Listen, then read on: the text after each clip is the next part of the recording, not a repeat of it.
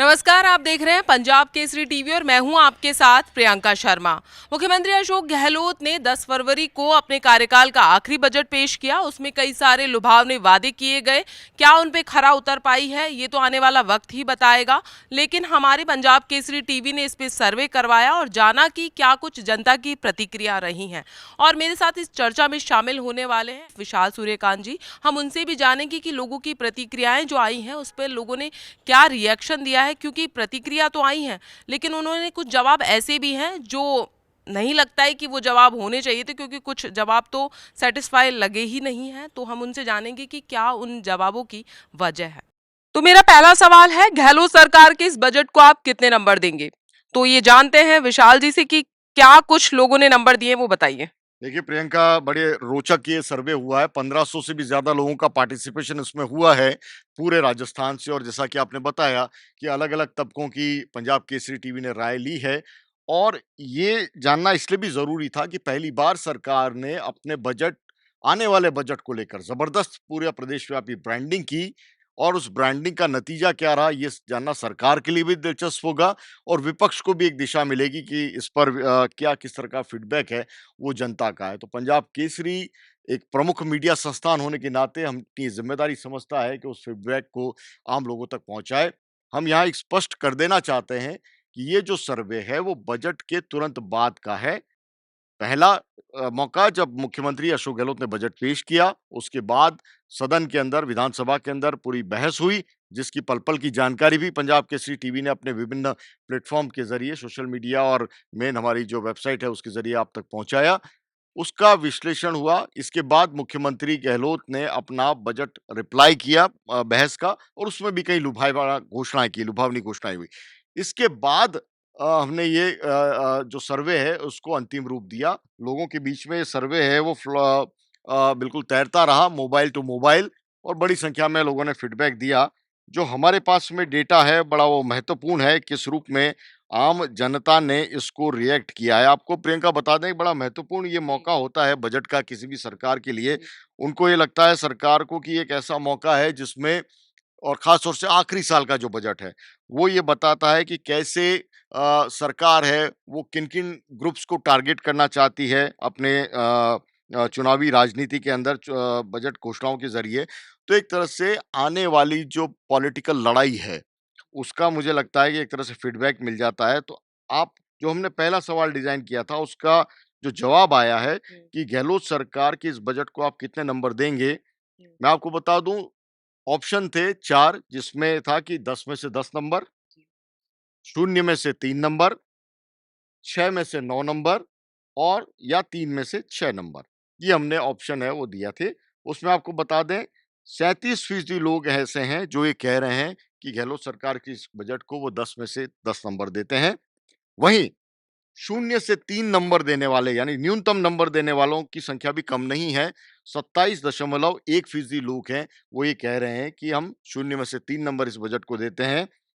20% जो लोग हैं, 20.6% लोग हैं, वो कह रहे हैं कि 6 में से 9 इसको हम नंबर देते हैं, यानी उसको वो एवरेज बजट है, या हम कह सकते हैं एवरेज से थोड़ा-सा ऊपर है, उसको मानते हैं। और 14% लोग हैं, वो कह रहे हैं कि 3 से 6 के बीच में हम देते हैं।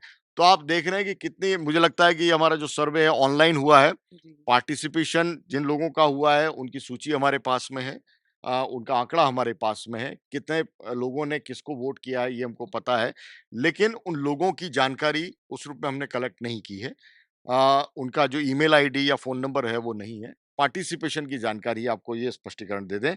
उस आधार पर ये सर्वे है। तो कई अलग-अलग समूहों के अंदर सरकार से जो संतुष्ट धड़ा है, सरकार से जो असंतुष्ट धड़ा है, युवा, बेरोज़गार, किसान, मज़दूर, महिला, इन जी तमाम तबकों के बीच में हमारा सर्वे चला है और उसका ये नतीजा है।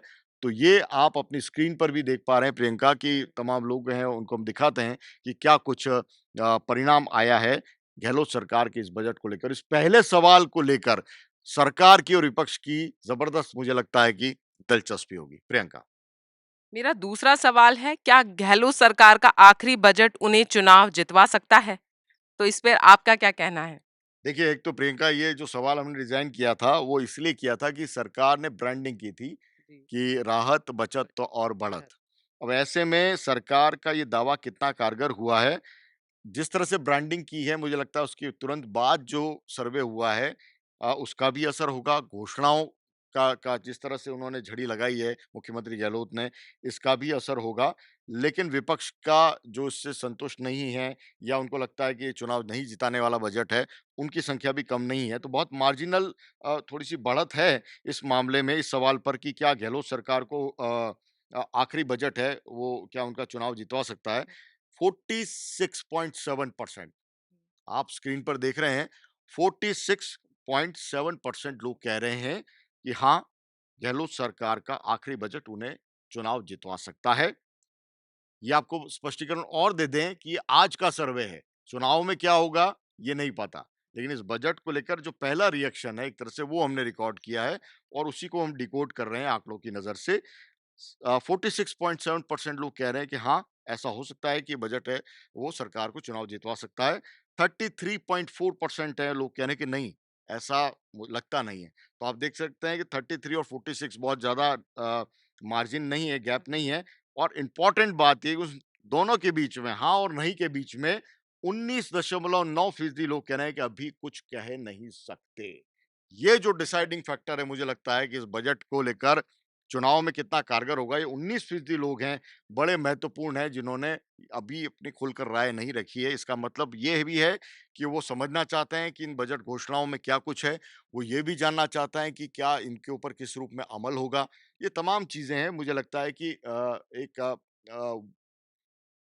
जो वोटर है हमारा, जिसने सर्वे में हिस्सा लिया है, जो जिसने पार्टिसिपेट किया है, वो समझदारी से अपना वोट है, ईमानदारी से वो रख भी रहा है। अगर उसका मन नहीं है, वो सैटिस्फाइड नहीं है, तो भी बता रहा है, सैटिस्फाइड हैं, फॉलोवर हैं सरकार के, वो भी बता रहे हैं, विपक्ष में बता रहे हैं और कुछ को लगता है कि नहीं, अभी और थोड़ा जजमेंटल होने की ज़रूरत है। सरकार ने जो घोषणाएँ की हैं, वो ज़मीन पर कितनी उतर पाती हैं, उसके बाद अपना मन बताएँगे। तो वो भी उन्होंने अपना ईमानदारी से जवाब दिया है। लेकिन नतीजा बड़ा रोचक है इस सवाल का। आप अपनी स्क्रीन पे फिर से देखिए क्या सवाल था और क्या इसका जवाब आया। तो मेरा अगला सवाल है महिलाओं के लिए। क्या महिलाओं के लिए की गई घोषणाएं चुनाव में मददगार रहेंगी? तो आपका क्या कहना है इस पे? देखिए, महिलाओं पर बहुत ज़्यादा फ़ोकस है, वो गहलोत सरकार ने किया है। जो सामाजिक सुरक्षा की योजनाओं से लेकर उनकी व्यक्तिगत जो समस्याएँ हैं, चाहे रोडवेज परिवहन की बात हो, तमाम चीज़ें हैं, उसमें काफ़ी राहत की बात कही है।